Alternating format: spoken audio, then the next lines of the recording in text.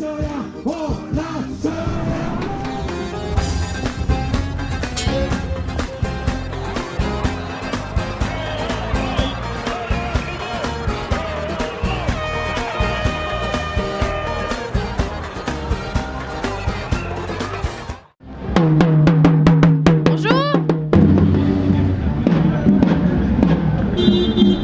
y a une manifestation de clôture de la semaine, la 8e semaine anticoloniale. C'est aussi la manifestation en hommage aux militants kurdes assassinés à Paris, ainsi qu'aux militants tamouls. Et puis c'est aussi la lutte pour la défense des autres peuples qui sont colonisés ou qui sont néocolonisés.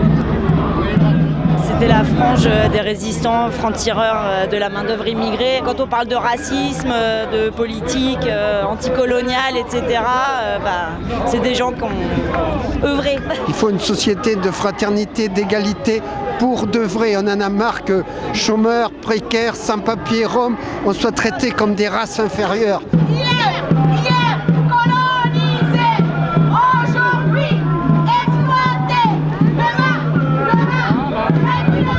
Le bonnet phrygien, c'est l'insigne des révolutionnaires de 1789 et l'abolition de l'esclavage.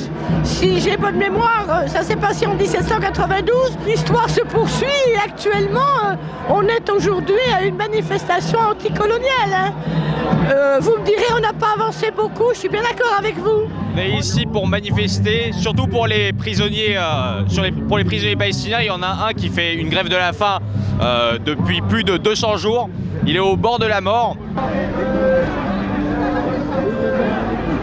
Alors, il se trouve qu'en juin 2013 va avoir lieu la Coupe junior de foot en Israël. Et nous appelons Platini de l'UEFA à ne pas cautionner l'occupation israélienne et à ce que la Coupe du monde de foot junior n'ait pas lieu dans un pays qui en occupe un autre. Si on ne fait rien, dans quelques années, c'est un génocide qui va se passer. Il n'y aura plus de Palestiniens. Les Palestiniens vont finir comme les Indiens d'Amérique, dans des réserves. Plus de chaînes, liberté pour les Palestiniens et les Palestiniennes. Les politiciens, c'est des chiens, ils ne pensent qu'au pouvoir.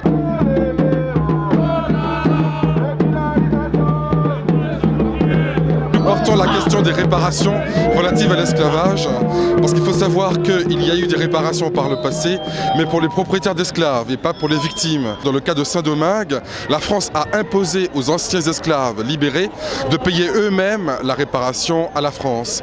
Et donc Haïti, le nouveau nom de Saint-Domingue, a payé pendant plus de 100 ans 21 milliards de dollars de réparation à la France. La France doit restituer à Haïti cette rançon. Il est fini le temps des colonies. Il est fini le temps des colonies. La semaine coloniale se tient depuis 8 ans et depuis 8 ans, nous les Kurdes, on participe régulièrement. Cette année, c'est un petit peu plus importante que les autres années puisque c'est plus ou moins dédié à nos 3 camarades, 3 militantes kurdes qui ont été exécutées rue Lafayette. Ce sont quand même des exécutions dans un local de 3 femmes, de 3 militantes.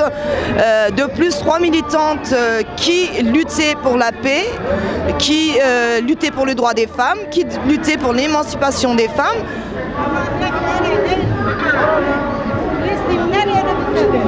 On porte le portrait de Seba Essel, ce grand résistant, parce qu'il a toujours soutenu la cause du peuple Sahara, le peuple du Sahara occidental, contre l'occupation marocaine. Donc pour nous, c'est un grand exemple de grands résistants, grands militants pour les causes justes et contre les injustices. Mais nous rappelons ici que le peuple sahraoui subit une injustice depuis 35 ans, malheureusement avec l'appui direct et indirect du gouvernement français, en appuyant les thèses marocaines de colonisation. On est tous des êtres humains universels. On n'est pas étrangers, on n'est pas français. On est des êtres humains universels. Il faut bien se le mettre dans la tête. Malheureusement, il y a eu tellement d'autres massacres, tellement d'autres assassinats obscurs de la sorte que c'est un peu peut-être difficile à entendre, mais les Kurdes sont vaccinés malheureusement. Nous avons vu des milliers de Kurdes qui étaient dans leur coin depuis des années, qui sont ressortis dans la rue, qui sont venus manifester, qui ont été solidaires. Le fric, la patrie, le drapeau, on n'en a rien à foutre. C'est l'humain qui compte et c'est ce qui doit primer. Liberté de circuler. Oh, mais c'était les vocales. Nous, laissez-nous vivre. problème, c'est qu'on a un mouvement social qui est très émietté. Alors ça peut être bien, parce que, enfin bien dans le sens où il y a une pluralité, il y a des divergences, des nuances qui s'expriment. Mais le problème qu'on a surtout, c'est la faiblesse globale de notre mouvement, c'est comment on arrive à se renforcer. C'est vrai que ça caractérise la période. Mais comment dans ce contexte-là, où on a plutôt tendance à baisser la tête, à subir, à se recroqueviller, comment on peut quand même affirmer un espoir dans autre chose. Voilà. Et ces manifs-là, c'est important parce que c'est ça qui se discute, c'est retrouver un peu notre force, la confiance dans tout ça, que ça peut changer. La France, il y a un mélange impossible. Je sais pas il y a combien de gens, mais il y a toutes les races. Ils sont là. C'est un mélange impossible. Mais on est bien.